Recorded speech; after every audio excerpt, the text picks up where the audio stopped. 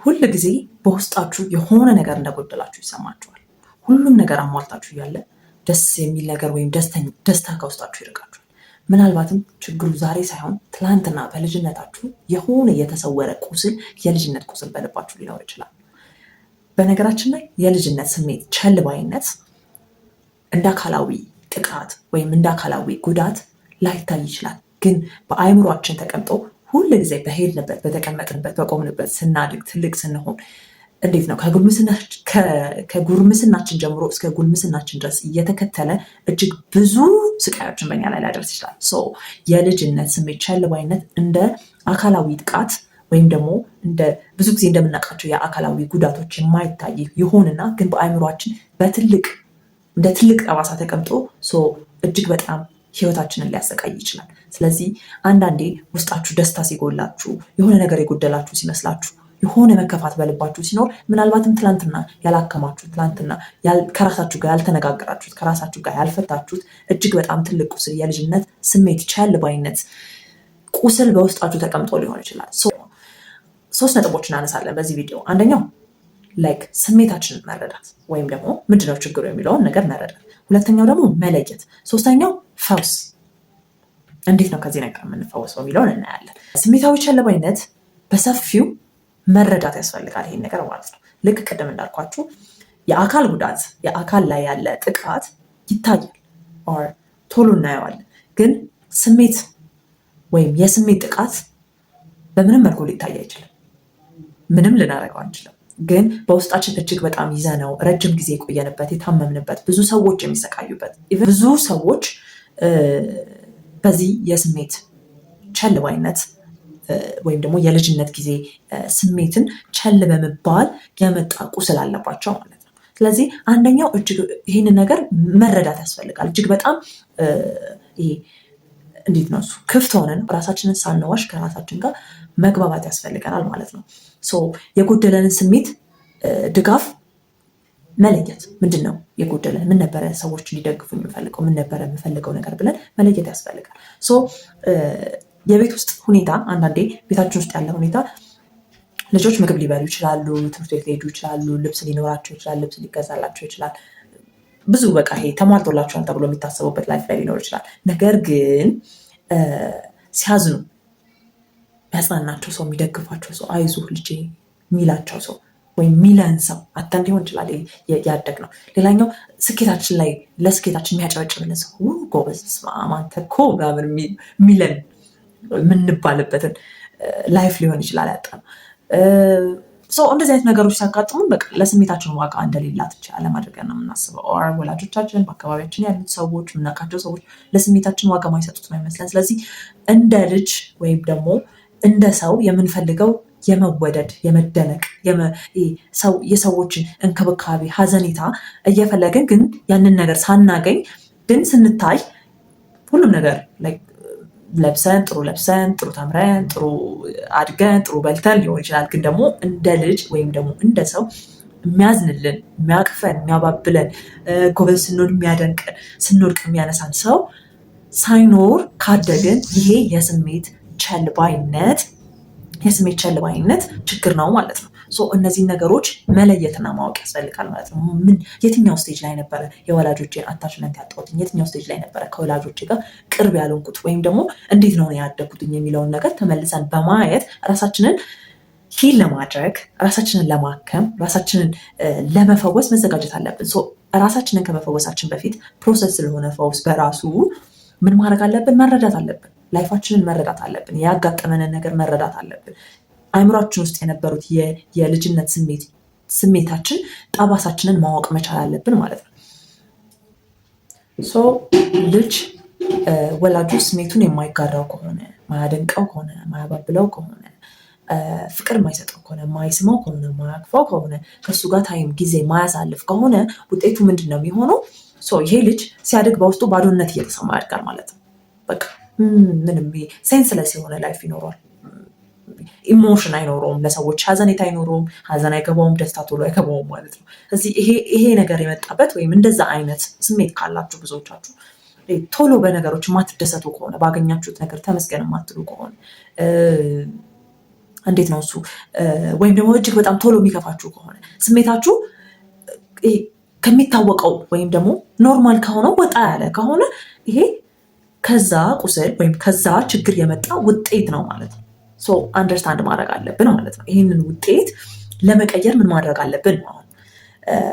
በህይወታችን ላይ በሶስት በኩል ሊታዩ ይችላሉ እነዚህ ችግሮች። በሶስት በኩል አንደኛው ከራሳችን ጋር ባለን ግንኙነት፣ ሁለተኛው ማህበረሰቡ ጋር ካለን ግንኙነት፣ ሶስተኛው ደግሞ በስራና በውጤታችን ላይ ይታያሉ ማለት ነው። ከራሳችን ጋር ባለው ግንኙነት ራሳችንን መንቀፍ፣ ራሳችንን መናቅ፣ ራሳችንን አለመውደድ፣ ራሳችንን አለማክበር፣ ከራሳችን ጋር እጅግ በጣም ሁል ጊዜ መከራከር፣ ራሳችንን ኢግኖር ማድረግ፣ እንደምንወዳቸው ጓደኞቻችን፣ እንደምንወዳቸው ቤተሰቦቻችን፣ እንደምናከብራቸው አንዳንድ ሰዎች ራሳችንን አለማክበር ችግር ይኖርብናል ማለት ነው። ሶ ሆነስትሊ ወይም ደግሞ ከራሳችሁ ጋር እውነተኛ በመሆን ተነጋገሩት። ራሳችሁን እንዴት ነው የምታናገሩት? ራሳችሁን እንዴት ነው እሱ የምታዩት? ራሳችሁን እንዴት ነው እሱ ከራሳችሁ ጋር ያላችሁ ሪሌሽንሽፕ እንዴት ነው? ራሳችሁን የምትንከባከቡት እንዴት ነው የሚለውን ነገር በግልጹ ማየት ይኖርባችኋል። እነዚህ አንዱ ከነዚህ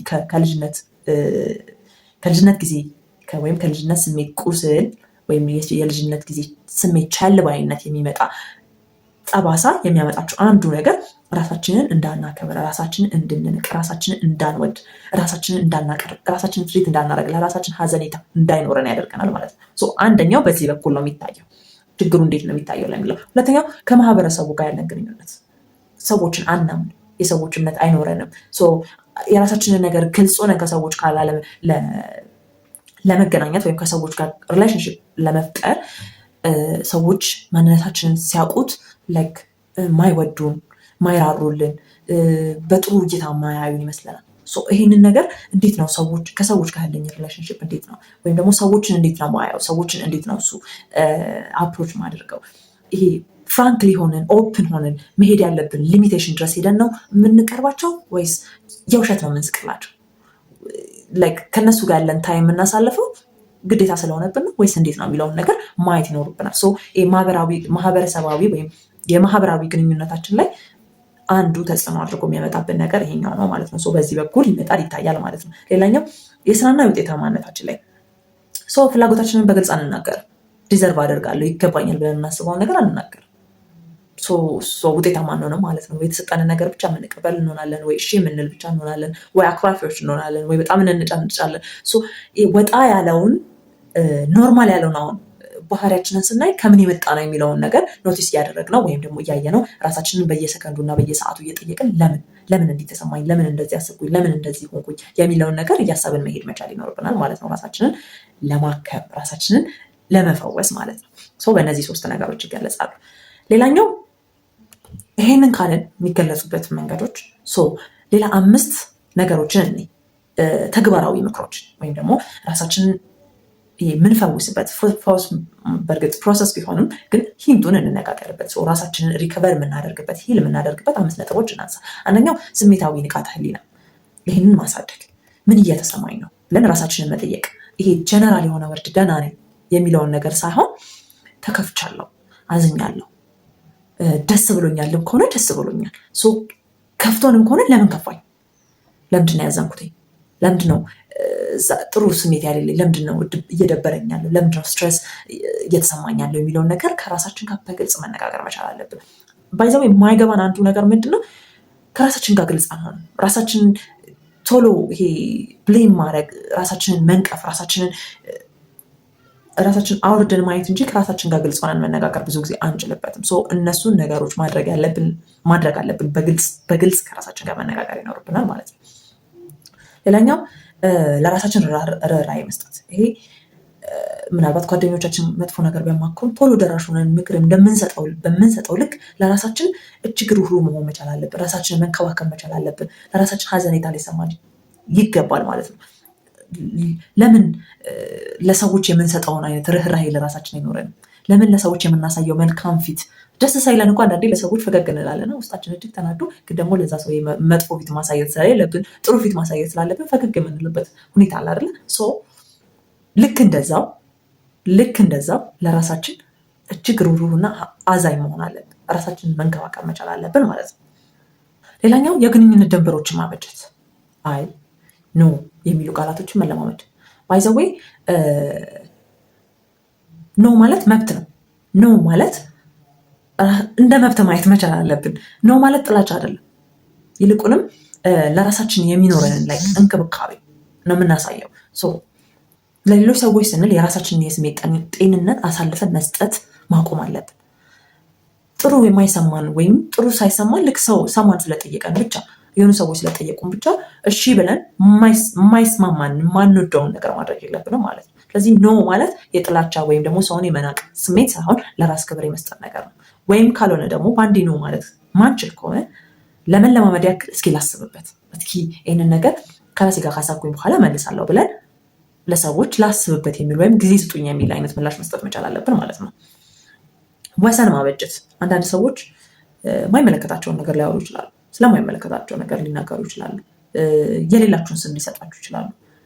ምናልባት ቦዲ ሼሚንግ የምንላቸው ነገሮች ከልዬ እንትናዬ ማነሱ ይህ ምንድነው ፉንጋ ምናምን እንደዚህ እያሉ ስም የሚያወጡት ነገር ይቅርታ እንደዚህ አትበለኝ አይመቸኝም ብለን ሊትራሊ ከሰዎች ጋር መነጋገር መቻል አለብን።